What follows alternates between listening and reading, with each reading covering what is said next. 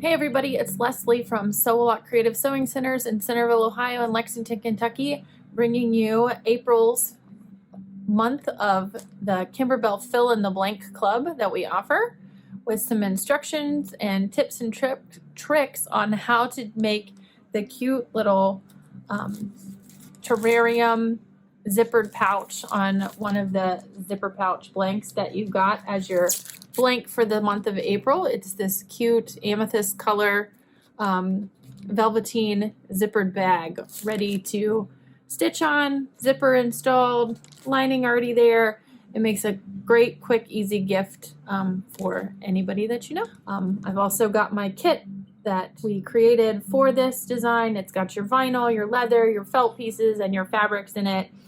So you've got everything you need to replicate the design for the month. If you're interested, we have these available as well. So let's get started. So one of the first steps we're going to take is to take our zippered bag out of its plastic wrap.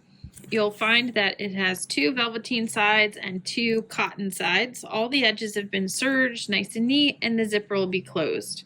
The first thing that I would highly recommend doing is checking both of your sides of the velveteen for any kind of fold marks, lines, things like that. And what I did was flipped it to the wrong side of the fabric, so the wrong side of the velveteen where the nap is not, sprayed it with some flatter, and used a warm iron from the inside, not from the velveteen side, to press out those wrinkles.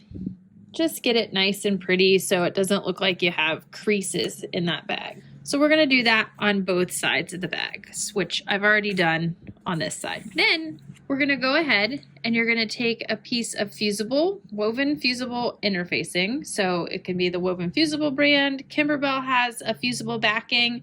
That's really nice. SF101 works really well as well. You're going to cut a piece of this to fit the inside of the front cover. Now remember, don't just randomly pick a side.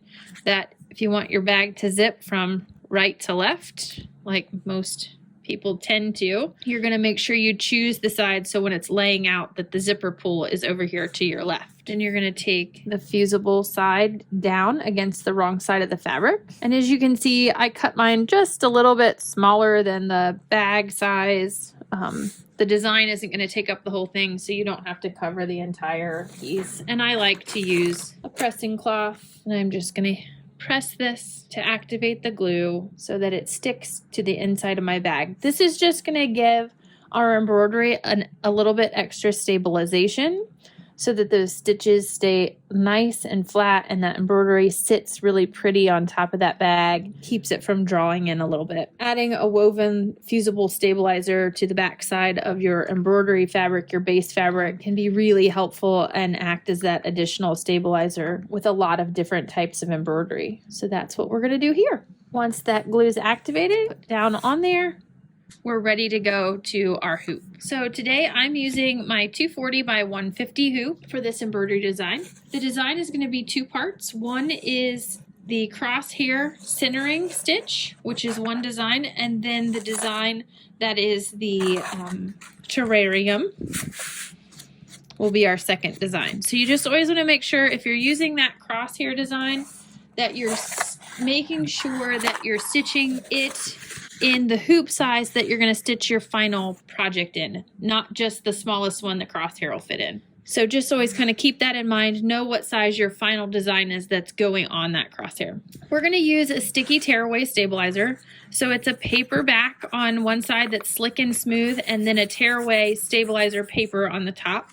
So you're going to make sure that when you're using a standard hoop, two-part hoop, you're going to use that the slick side is going to be facing up and the paper side is going to be facing down. So where we would normally think, oh, I want my tearaway surface to be up, when you're hooping this in a two-part hoop, we're going to peel away that paper. So we want to make sure that the glossy slick side of the stabilizer is facing us, and we're going to hoop that. I'm going to loosen my hoop screw, insert that in really nice and tight.